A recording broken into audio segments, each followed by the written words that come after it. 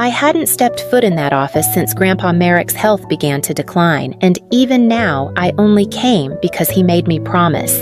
The conference room smelled like lemon oil and old paper, the kind of scent that clung to wood and secrets. My mother adjusted her pearl necklace with a perfectly manicured hand. My father sat stiffly, arms crossed, like he was bracing for battle. And Kalia, ever the curated darling, wore a cream blouse too pristine for grief and a half smile like she'd already won. Mr. Halpern, Grandpa's lawyer for over 3 decades, cleared his throat and opened the folder with slow, deliberate movements. "We are gathered to honor the final wishes of Merrick Wynne." His voice didn't waver, not even as he looked directly at me before reading the allocations aloud. To Kalia Wynne, he began the Jackson Hole cabin and the vintage 1959 Gibson guitar.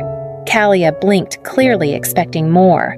To Everett and Lisette Wynne, his voice continued the heirloom grandfather clock, select vinyl records, and a $10,000 charitable gift made in their name.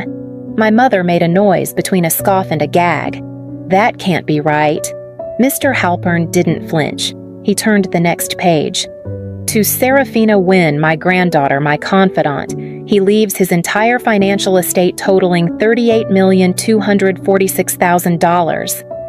Silence. Then, what my father barked. Kalia's jaw twitched. My mother stood up, face flushed. "She abandoned us. She doesn't deserve," Mr. Halpern continued without lifting his eyes. "This will was signed, notarized, and filed by Merrick Wynne personally 3 months prior to his death." They didn't hear the rest. My father lunged across the table, snatched the check Mr. Halpern had just handed me, and held it up like it was counterfeit. "You think this buys you back in?"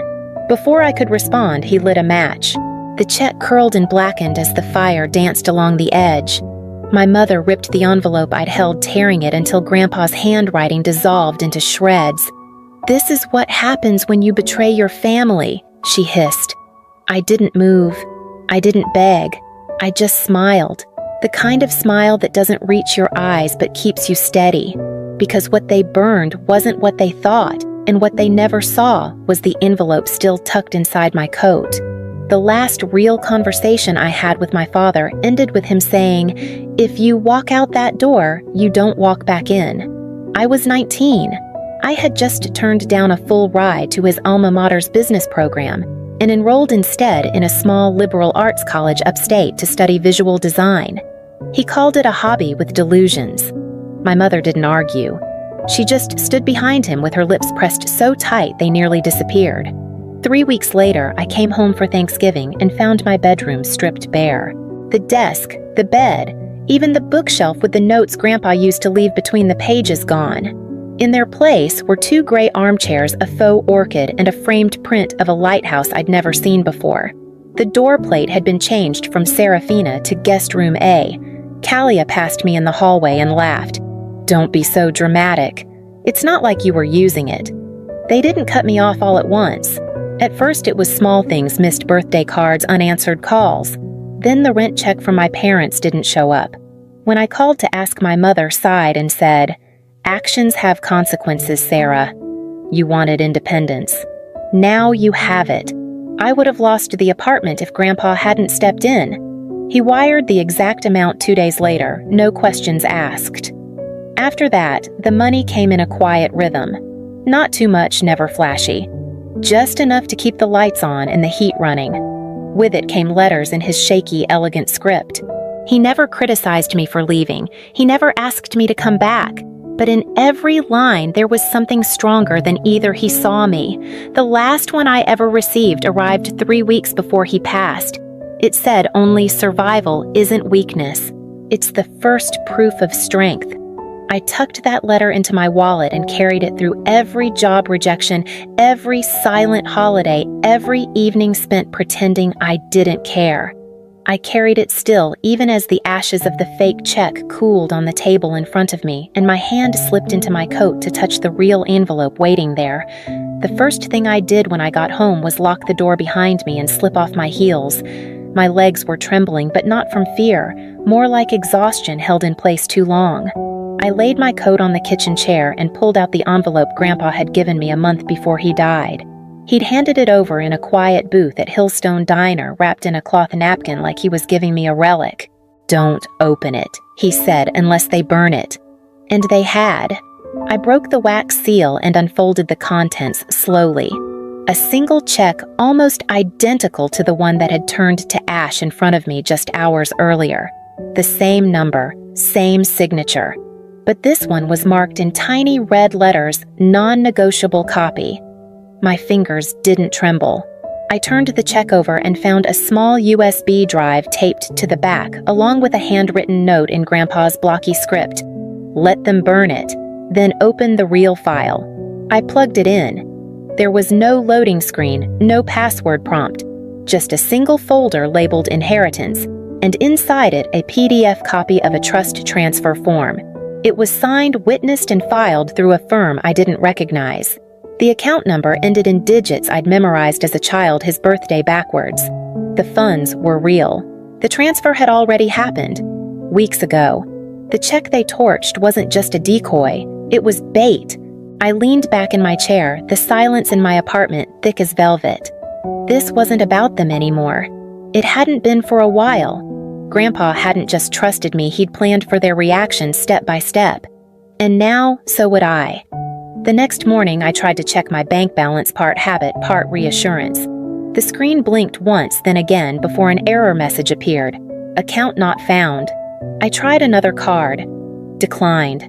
I refreshed the login screen and typed everything slower, as if being precise could fix the glitch. Still nothing.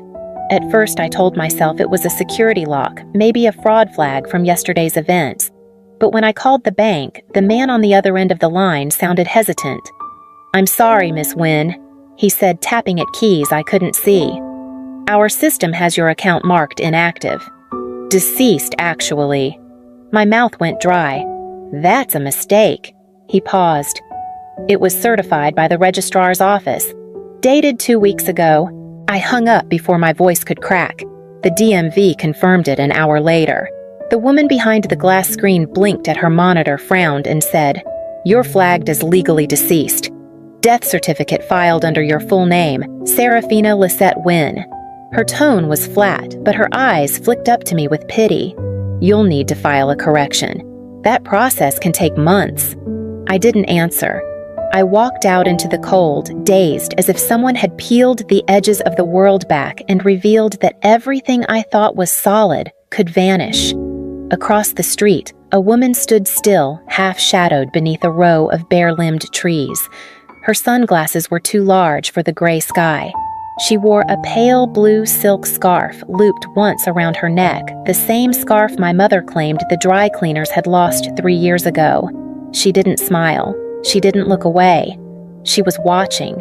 I stepped back into the flow of foot traffic and moved without thinking, not fast, but deliberate. When I turned the corner, she was gone. Back at my apartment, I pulled open the drawer where I kept old letters and laid them out like breadcrumbs. I wasn't just disinherited. I was being erased carefully, quietly, and thoroughly, and someone was watching to make sure it stuck. I opened my laptop, pulled the USB from its case, and stared at the folder Grandpa had labeled Inheritance. Somewhere inside was the next step. The brass key had been sitting in my nightstand for years, wrapped in the same worn handkerchief Grandpa gave it to me in on my 18th birthday. I never asked what it opened. He just said, "You'll need this someday when you're ready to claim yourself." That day had come. Langford Private Vaults sat behind an unmarked door near the edge of the historic district, tucked between a boutique wine shop and a faded bookstore. The woman at the front desk took one look at the key, checked her records, and led me down a quiet corridor without asking any questions. The air grew colder the farther we walked until we reached a narrow room lined with metal drawers. "Box 17, she said, unlocking the drawer and sliding it forward. I nodded and waited until the door closed behind her before reaching inside. A black fireproof folder lay there, its surface smooth and cold. I opened it slowly. The first page was a certified cashier's check, real this time, with the bank seal embedded into the paper. $38 million addressed to me. The next set of documents was heavier notarized land deeds transferring full ownership of the family estate's underlying property. Then, another stock certificates for Wynn Carroll Holdings, every voting share, every executive authority. My name inked across each, and at the bottom, a flash drive in a velvet pouch. Back in my apartment, I slid it into my laptop and clicked the single file inside. Grandpa's face filled the screen. He looked older than I remembered sitting in the sunroom with light pouring over his shoulder. If you're seeing this, Sarah, then they did what I feared they would. They tried to erase you. He spoke slowly but clearly, every word deliberate. You were always the quiet one. The one who saw everything, felt too much, asked for nothing. That's why they feared you. That's why I trusted you. He leaned forward slightly, eyes tired but sharp. This isn't just money. It's memory. It's legacy. And if they tried to burn yours down, this is how you come back. The screen faded to black, and I knew exactly where I needed to go next. I found the envelope taped just beneath the peephole on my front door. Plain white, no stamp, no handwriting, except a single line in neat block letters. They didn't burn the real check. Look in box array at Langford Security. There was no signature, no hint of who had left it. Just silence on the other side of the door. I sat at the table for a long time staring at it, then reached for my laptop. Langford had more than one vault location. Box Array wasn't listed publicly, but I recognized the name. Grandpa once joked it was where they hide the real bones.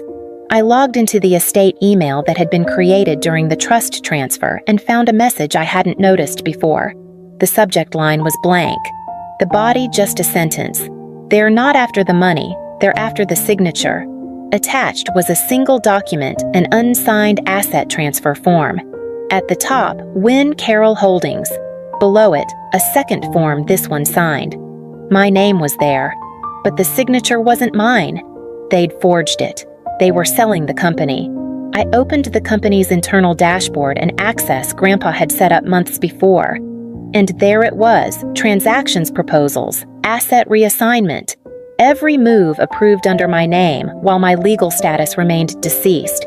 I was more than disinherited. I was a loophole, a convenient silence. They thought they'd taken everything, but they left a trail sloppy bold and rooted in arrogance, the kind that believed no one like me would ever come back. I reached for Grandpa's flash drive again and opened a folder labeled Charleston Land Archives. My name was listed under every plot, and I knew where I was going next. The name on the lease was W.M. Trillium, a name Grandpa once used for fishing licenses and antique record auctions. A joke he said Wynn Merrick, like the flower that keeps growing where it's not supposed to. I remembered that on the drive out past the city limits through rusted farmland and forgotten lots until I pulled up to a squat row of storage units and found number 19B. The lock clicked open with the small brass key from the velvet pouch. The air inside was stale but not untouched. A single metal shelf lined the far wall, and in the center, like it had been placed there for me to find, was a black, fireproof briefcase. Inside a manila folder with my original birth certificate, not the updated one with my stepfather's surname. This one held only mine, Serafina Lisette Wynn. No hyphen, no edits. Next were the letters. 12 in total, each in Grandpa's unmistakable script. Most were dated within weeks of key family events, my college graduation, my parents' vow renewal, the Christmas I spent alone. He'd written them but never mailed them. One line repeated often. They won't erase you, not while I'm still standing. Beneath the letters was a notarized will, dated after the supposed date of my death. His signature was strong, deliberate. In it, I was named sole beneficiary. Not Callia, not Everett or Lisette. Me. But what stilled my breath was the deed. Wynn Estate, Charleston, SC. Ownership, Serafina Lisette Wynn. My fingers brushed over the embossed seal. I hadn't just inherited a house. I'd inherited the foundation, the ground under their power. And they didn't know. I sat down on a cracked plastic chair near the door, clutching the folder to my chest, feeling the shape of my name for the first time in years. I wasn't a ghost, and they had no idea I was already walking back through the door they thought they'd slammed shut.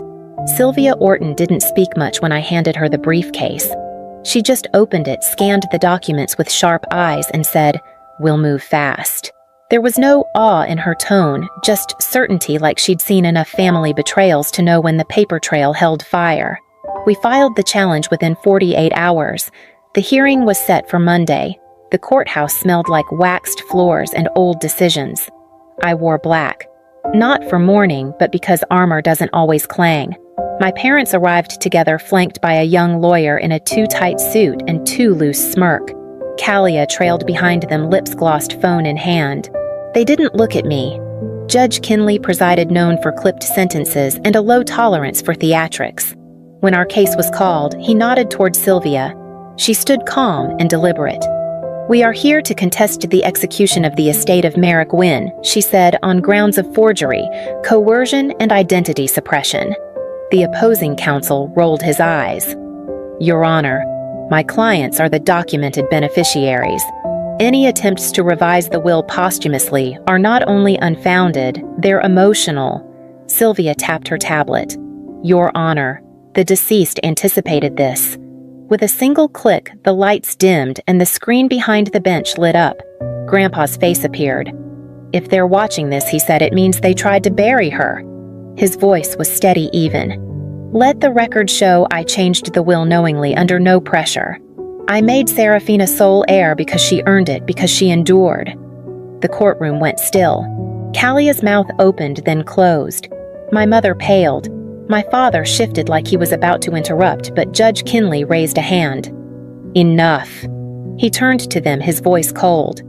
"You didn't just try to manipulate this court. You tried to erase a person." Then he looked at me. "This court recognizes Serafina Wynne as the sole legal heir to Merrick Wynne's estate. The respondent's assets are to be frozen pending further investigation." I exhaled, not from relief, but release. The damage was done. Now came the reckoning. Kalia texted twice before I answered. The first message was short, please. The second was longer, clumsier. "Can we just talk, just us?" Like before, I agreed to meet her at a cafe near the courthouse. Neutral ground, no history attached. She was already there when I arrived, stirring a coffee she hadn't touched. Her smile trembled when she saw me. "I didn't know," she said before I could sit. "About the death certificate. About the will. They told me it was a routine form. I just signed where Dad told me to." I didn't speak. I set my phone on the table screen, dark but recording. "I swear, Sarah, I didn't mean for any of this. I didn't know they'd go that far." Her voice cracked. "I thought we were just trying to protect what was ours." "What was yours?" I repeated. She flinched. "I mean, I didn't think you'd fight. You always just left." That part was true, but I wasn't the girl who left anymore. "I'm sorry," she whispered. I was scared. I thought if I didn't go along, they'd cut me out too. I watched her wipe a tear with the sleeve of her expensive coat. It wasn't that I didn't believe she felt regret. I just didn't care if she did. No threats, no rage, just silence. I stood, tucked the phone back into my pocket, and stepped away without looking back. Her voice followed me halfway across the cafe, but I didn't stop. Outside, the air smelled like distant rain. I pulled my coat tighter and walked not toward the past, not even toward revenge, just forward. And waiting in my inbox was the final document Grandpa had left me, marked in bold "transfer of deed," effective upon confirmation. The courthouse steps were quieter than I expected. No cameras, no confrontation, just the sound of my boots tapping steady against old concrete as I made my way down. In my hand was the deed, my name etched in bold print beneath the seal of the county and the estate. No more doubt. No more pretending.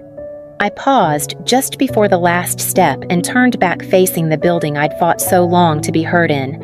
I held the deed in front of me and took a single photo. No smile, just stillness. The caption I typed was simple. "They tried to burn the legacy. I inherited the foundation." Then I shut my phone off and slipped it into my bag. No victory dance, no announcement, no need.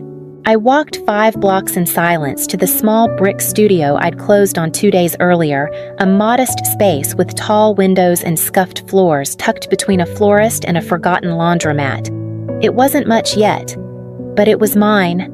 I unlocked the front door, stepped inside, and reached for the envelope Grandpa had left in the vault, the one marked "Start Here." Inside were 3 things: a hand-drawn sketch of the studio's blueprint, a folded business license application already half completed in his handwriting, and a letter with 4 words underlined, "Make something they can't erase." I sat cross-legged on the dusty floor, the weight of everything I'd lost and reclaimed settling around me like dust after a storm. This wasn't revenge. It wasn't even justice. It was the beginning, and I was ready to build.